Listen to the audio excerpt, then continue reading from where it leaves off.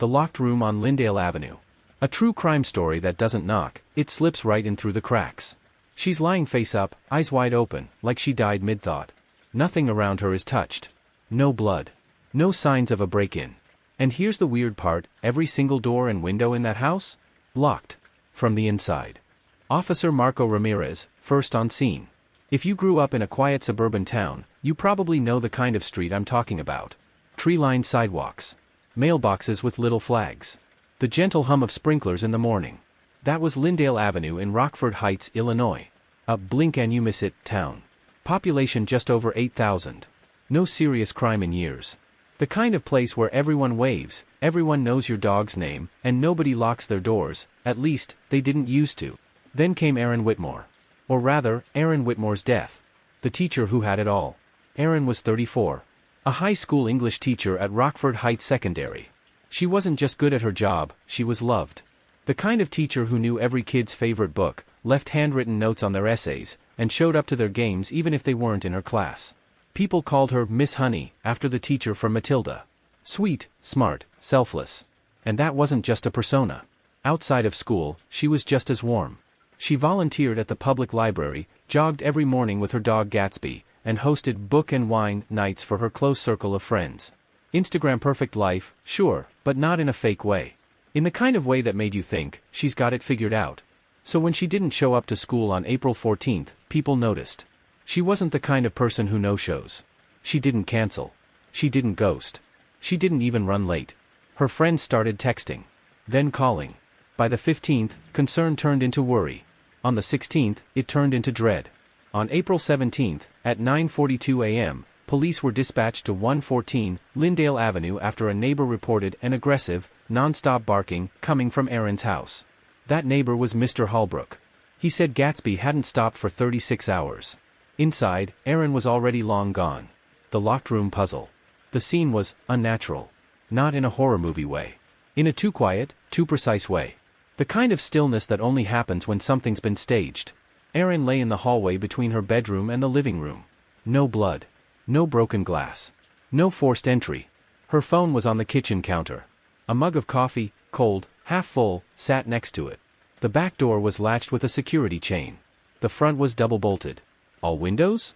Shut, locked, and intact. To anyone who saw it, the message was clear, this was a locked room mystery. But the medical examiner had other ideas. The autopsy showed Aaron died of cervical spine trauma. Her neck had been snapped clean, the kind of injury that could be caused by extreme blunt force, or someone with intimate knowledge of how to do it silently. So this wasn't an accident. This wasn't suicide. This was a murder. A quiet one. A calculated one. And the killer had either vanished into thin air, or made it look like they had. The hidden phone. The first real clue didn't come from the crime scene. It came from a moment of curiosity. One of the crime techs was walking Gatsby through the house to keep him calm. He passed the bedroom, and the dog started scratching at the floor. Just outside the closet. That's where they found it.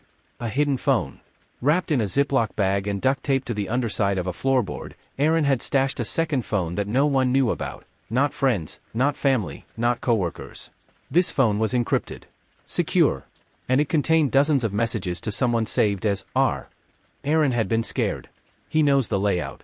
He knows how to get in without leaving anything behind. The locks don't stop him. If something happens, it won't look like murder.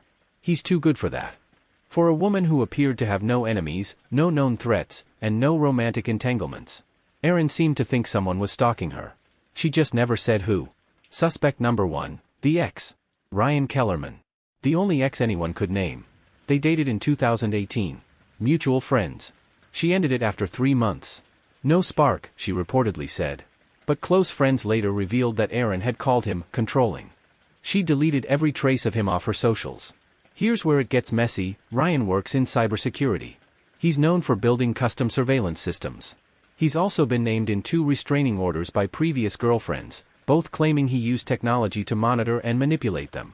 But get this, Ryan had an airtight alibi. He was in Denver the entire week of Aaron's death. Hotel check-ins. Conference keycards. Credit card transactions. Witnesses. Everything lined up. Unless he hired someone, he was physically not there. But if Aaron was afraid of him, what did he do to make her so paranoid? Suspect number 2, the neighbor. Then came Thomas Greaves. Lived 3 doors down. quiet. Divorced. Worked in maintenance at the school district. Claimed he barely knew Erin. We waved. That's about it. But here's what they found: Erin's Echo device had attempted to connect to his Wi-Fi multiple times in the month leading up to her death. That's not normal. Either the device had been moved, or someone had access to both homes. What's more, Greaves had tools in his garage for lock manipulation. Tension wrenches. Slim jims. Even a chain latch tool, the kind you can use to ghost bolt a door from the outside. When questioned, he said the tools were for his job. He was released. No charges filed. But the shadows he left behind? They linger. Final message. Her last message to R came at 10:52 a.m. on April 14th. He's here. She sent it, and then she died. But what's maybe the most haunting part is this. R wasn't a person. It was a contact code for Redwood, a hidden online forum for women being stalked, watched, or abused by exes with access to technology. Erin had been posting anonymously for over 6 months, warning that he could erase everything. Her final post, dated just 2 days before her death. He said once that no one would ever find me. Not because I'd be hidden, but because it would look like I never left. And now, silence. No one has been arrested. The case is officially open. But unofficially? It's frozen. There are no fingerprints. No DNA. No digital traces. No murder weapon. Just a woman, dead in her own home, with locked doors and unanswered questions. The police report calls it a complex homicide with the appearance of a self-contained environment. But we know better. So, what really happened to Erin Whitmore? Who was the man she was so afraid of? How did the killer get in, and how did they vanish without a trace? More importantly, what would it take for someone to murder in silence, and make it look like no crime ever happened at all? Headphone want to hear part 2? Where we dig deeper into the suspects, examine the ghost bolt technique, and reveal the lead that finally cracked the case open. Let me know. Because Erin Whitmore deserves to be more than just a cold file in a locked cabinet. She deserves to be found.